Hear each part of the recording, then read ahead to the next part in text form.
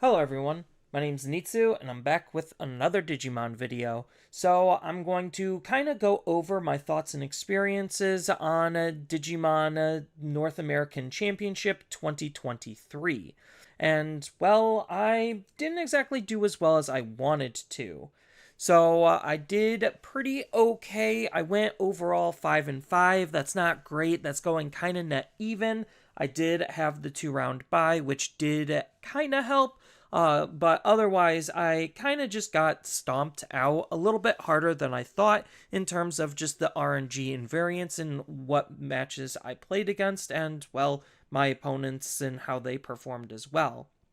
So, the deck I decided to take to this event was Red Hybrids. I felt like Red Hybrids was just one of the safest meta calls that I could possibly make because I didn't need any external cards from EX5, which I would have had a very hard time getting all of the cards I needed if I were to try to play an EX5 deck. So that was one big factor on why I ended up taking Red Hybrids. The second big factor on why I ended up taking Red Hybrids was the fact that this was the deck that actually got me my Nationals invite. So that just made me a pretty safe and confident player, being able to pilot the deck correctly. The third big thing on why I ended up taking Red Hybrids was the consistency and meta factors. So I feel like Red Hybrids is a fairly consistent deck. There's not a whole lot of times where I'm like hardcore bricking and in an unplayable position. So I really just liked that aspect of Red Hybrids. Red Hybrids also has a pretty good meta spread. Yes, it kind of does lose pretty hard to like decks that want to wall you out with a big blocker, especially if you can't remove it. So there is that aspect of it, but I felt like overall it was just a fairly safe pick. My list isn't really going to be like changing how the Red Hybrids play in of itself. I did have a couple of like tech choices. So instead of running Blitz Omnimon, I ran Blitz Emperor just as an extra Emperor that you could use with the Warp Takuya to kind of steal games with. Omnimon kind of does something similar, except Omnimon's not searchable and this is searchable. This gives me also access to another level 6 in case I didn't exactly find, well, any level 6 at all to be able to try to make some kind of push or power play. The other tech cards that I was running was Crimson Blaze. So this is a pretty go wide meta, and Crimson Blaze is a good check card to those go wide decks, reducing its cost for each of the opponent's Digimon. So the wider they go, the cheaper this will be, on top of being able to delete basically any level 4 or lower Digimon, which a lot of decks that want to spam and flood the field generally play lots of level 4 or lower Digimon as the things that they're trying to spit out for free. So this just cleans them up nicely, on top of acting as a nice floodgate to stop the opponent from being able to play more Digimon, which really can help stall them out, and sometimes those extra turns of them not really being able to capitalize and utilize their cards effectively can end up making or breaking certain matchups. And then the only other tech card that I was running was 2 copies of the Gatsumon from BT14. This is just the Floodgate one that prevents both players from being able to play Digimon by card effects, again acting like another Crimson Blaze. This could kind of just have been whatever Floodgate you felt like, so if you wanted to run Solarmon, then I don't like disagree with you there, just because then you'd have this coverage from effects and then Solarmon from play costs. So it's not like these are really hurting you at all. Gatsumon does have some like niche opportunities where it can hurt you with your Agunimons, but I didn't really find it to be that impactful in terms of negatively impacting me. And again, similar to Crimson Blaze, sometimes these floodgates, if they can stick on the field, they could just stall the opponent out long enough for you to be able to make a big enough tempo swing. So the rest of the deck is fairly average. The only other change that I would have made to the deck is probably getting off of this Yokomon. As much as I liked Yokomon, just because it gives me a 5th draw egg in combination with the Koromon, so it's like my eggs are basically all doing the same thing. I think for where the meta was and like the problems that I was having with the deck, I think Yokomon was completely the wrong 5th egg to take. I was running the Ukomon stuff, so I was cycling through my eggs a little bit on the faster side than normal. I think Ukomon just does a lot to help accelerate hybrids as a whole, but if I had to pick another egg over Yokomon, it actually would have been Jijimon, the one that increases the range of your DP-based deletion effects. So the reason why I wanted that is because there are certain matchups you just have a very hard time with, where it makes your Crimson Blaze hit for 7s, and then it also hits your Burnings, allowing it to hit 5Ks as well. So it's a pretty good egg at being able to try to boost the range of certain cards to be able to make them even more effective, and I felt like the draw wasn't necessarily that relevant just because all my other eggs were already drawing me cards, and the deck has just a ton of search and consistency tools. So that's kind of what I brought and the only change that I would have made. Other than that, it just seemed like it was a very safe pick, like I said, which is why I took it. So as far as my overall performance, it wasn't exactly as good as I wanted it to be. There was 975 players, close to 1,000 players. So a little bit smaller than last year, and then my placing was in the 400s, not the 300s. So again, just wasn't as hot as I did last year. So I did have the first and second round bye. So round 3, I played against Divas, and that's basically an auto loss. So I learned through a lot of practice, if anyone hasn't watched my practice videos, that Crimson Blaze doesn't hit 7Ks, so I have 0 interaction with any of their level 5s. And then in order to actually win that matchup, I basically need to see 3 to 4 copies of the Emperor Greymon from BT12. So that's the only way I'm actually ever winning that matchup. Otherwise, they could just do whatever they want and nothing actually matters because I have to try to out-aggro them, except they have easy ways to shut off my aggro because of just ace and level 5 spams that I can't interact with. So that was pretty upsetting, seeing that right off the bat, my worst matchup, that just sucked. Then going into round 4, I actually won against an Anubis player. As I mentioned before, the floodgates in the form of Crimson Blaze and Gatsumon actually did help quite a lot at slowing them down. So they'd do their big wombo combo turn 2, and then I'd Crimson Blaze their field away, bring out my Digimon, and then you kind of just need the BT12 Emperor in order to respond to the Anubis. Otherwise, you're still going to have a very hard time even after you stall them out. But that's kind of why Gatsumon's really good, because it proactively prevents them from playing their stuff. So that way it's stalling them out before they could even do anything, which is really, really good. And these two cards just did a lot for the Anubis matchup. It's not like it's an amazing matchup, but it was winnable, and I ended up winning against, I think it was the only Anubis that I faced. Then going into round 5, I played against a Blue Flare. I knew this player, I knew he was good, and I lost very quickly because he kind of high-rolled me twice and opened the absolute nuts of Blazing Memory Boost into setting up the Tamer on top of digging out 2 pieces. That was his usual turn 1. Then his turn 2 always was cross into Jammer Security Tech, Punch Security, and on my turn 2, if I don't have a Tamer out of my security, I'm just slower than him because he's just applying way more pressure. And again, similar to Divas, I can't interact with that level 5 borderline at all. So it's just sitting there on the field, hitting me in the face, and because it has Security Attack Plus, and because he has multiple ways to stun my Digimon and restand his Digimon, he opened the nuts and high-rolled me twice in a row. Didn't feel very good, but what can you do when they're just moving faster than you because, they just got luckier. Going into round 6, I ended up winning against Royal Knights. So Royal Knights is definitely a deck that this deck does struggle with, just because it is another big wally defensive deck, especially since they have cards to prevent your higher levels from attacking and ways to be able to kill and wall out your lower level Digimon. But again, the floodgates actually mattered quite a lot because I had Gatsumon, and that prevented him from using Purge of the Royal Knights or playing any Royal Knights from his inheritable sources. So this card basically just shut him out of the game. And that's kind of how I won, was I just out-aggroed him, had Gatsumon to just say, no, you kind of just can't play the game. Solarmon would have been just as effective in certain situations against Royal Knights. Then round 7, I ended up winning against Beelstar. If you saw the matchups with GFG Tyler that I did in practice, I practiced this matchup a lot, and I felt like it was actually very favorable for me. So I was really confident on it, and well, I ended up winning that matchup, except going into round 9 and 8, I also faced Beelstars, and they beat me in the exact same way. And I was kind of just blown away on how they were able to have adapted to red hybrids in terms of set up a board state that I just could not deal with. Because if I didn't have a Takuya set up with Emperor ready to go, I was not interacting with anything on their field.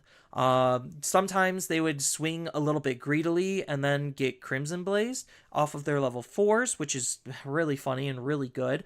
But they're not really playing a whole lot of Digimon by card effects, so my Floodgates weren't really doing anything. So in that instance, like, Solarmon actually would have been better, but this is kind of where you just can't tech for everything. So I was teching based on seeing more Anubis and not Beelstar. Had I known I was going to be facing more Beelstar than Anubis, then I definitely would have teched in Solarmon instead of Gatsumon. But the only way that I was winning that matchup once they got into their level 5 is if I saw Emperor quick enough and early enough to be able to shut it down, and then it became a free matchup. But they basically did this like little loop where they just held out like actually doing anything for almost the entire game. Just used the Garurumon package to cycle through their deck, and then just sat on a level 5, swung multiple times with the level 5, and then played Beelstar to be able to grab the option that bounces a level 6 or higher. Or no, it's a level 6 or lower, and then restands a Garurumon. So they just basically loop that on their Garurumon to be able to get multiple extra attacks. Otherwise, I don't think that matchup is actually that bad. So it sucks that I lost to 2 Beelstars when I practiced that matchup a lot. And then round 10 was Lugamon. So that matchup is pretty binary, where it is like Anubis. I see my Floodgates, I win. I don't see my Floodgates, I lose. So I didn't see my Floodgates twice, so I lost.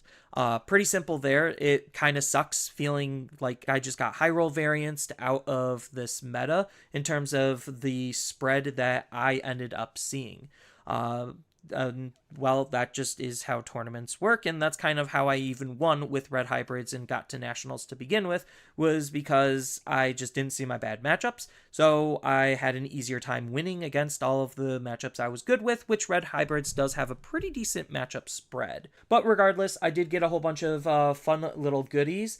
So I ended up with the participation stuff. I traded the Luffy right away, sold it for $30 as soon as I possibly could, because I figured that card was gonna like tank and bellow out. I couldn't get rid of the Battle Spirits card. None of the Battle Spirits players actually wanted it. So I do have the Imperial fighter mode, so that's nice.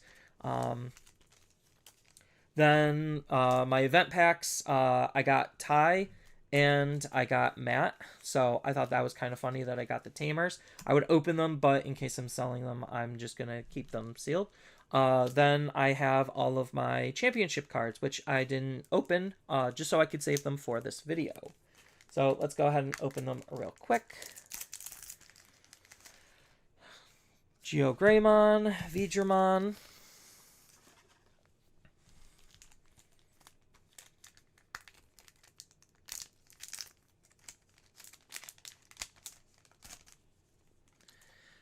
then we got Sunflowmon and Lugermon.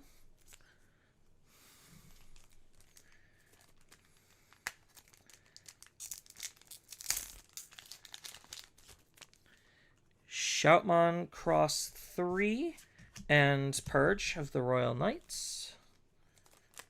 Beautiful art, and obviously nice stamping. Then a Goonimon and another Purge. Almost got the full set here. At least one of.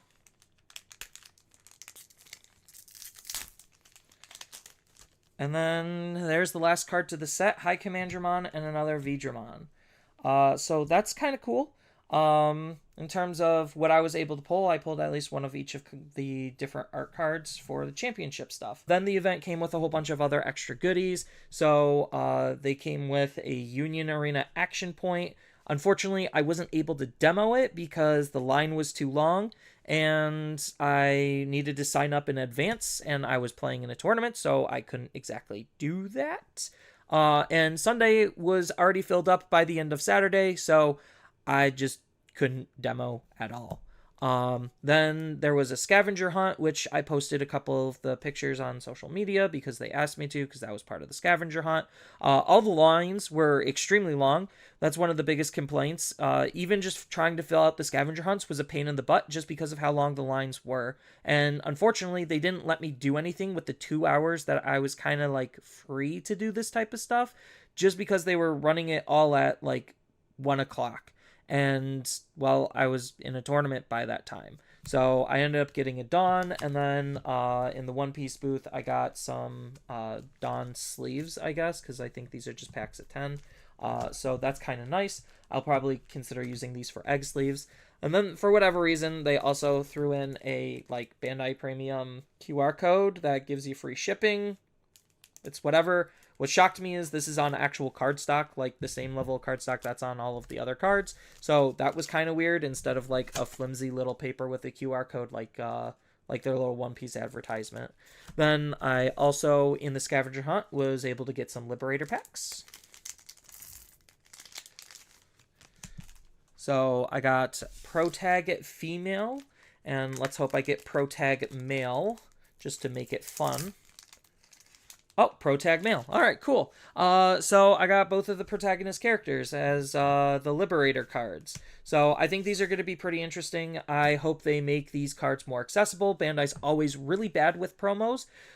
So I just hope that everyone's able to get the full set of these promos. I don't know how relevant they're going to be in context for their decks. I think at least at the start, they're going to be insanely relevant just because of the limited card pool that these are interacting with.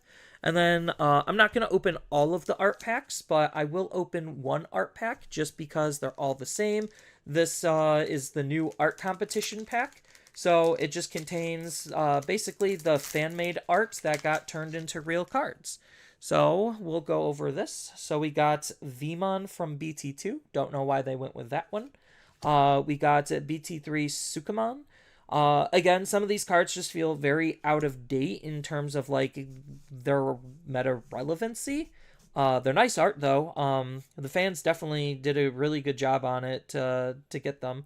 We got Tesla Jellymon from BT9, Simbare Angramon from BT10, EX1 Agumon. This is actually one of the more playable cards, just because, well, I mean, the Simbare is actually pretty good for the Angoramon deck, but this Agumon's still just pretty good. Same thing with the Lady Devimon from EX1. It's not the best, but it has its place. It's still a solid card. Then we got another version of Imperial Dramon Dragon Mode. So this card has so many alt arts, it's kind of crazy. And then we got the Promo War Greymon, the campaign rare. That's it. Not a good card. So like the majority of these cards aren't like super playable, but they're nice art pieces, and I definitely at least appreciate like them celebrating the art and interacting with the fandom in the way that they did. So they could have done better with the card choices. They always could, but it's not bad at the end of the day, because that's not the goal, is to have meta relevant cards, even though that would be nice. So that's the artist pack, and then I did end up getting a full playset, just because that was part of the scavenger hunt, and then I asked around for a couple extra, so I was able to get some. And overall, like, tournament-wise, it was a fine experience. There were a little bit of, like, hiccups and slowdowns, but nothing, like, absurdly stupid. I think PPG did the best that they could given the circumstances that they were under. I thought that the live music was pretty nice. They had a really good, like, showing in terms of showcasing their future plans. I wish and hope that they continue to do that more. Just the transparency and communication is really nice because I feel like a lot of problems could be solved with good communication. But overall, that was kind of just my take and my experience, and I had a lot of fun. I met up with a couple of friends, had a lot of fun, and that's all that matters at the end of the day. Even though I didn't do well, I didn't do poorly either. So that was just my overall experience, and well, hopefully we'll see what the future holds for the rest of competitive Digimon. They keep changing things every year, so I have no idea what this year is actually going to be holding, or if I'm even able to go and get my Nationals invite again. I'll darn try, but we'll see. So that's kind of all I really have for this video. So thank you everyone for making it all the way to the end and watching. I appreciate every single one of you. If you like this type of content, feel free to hit that subscribe and notification bell, and I will see you later.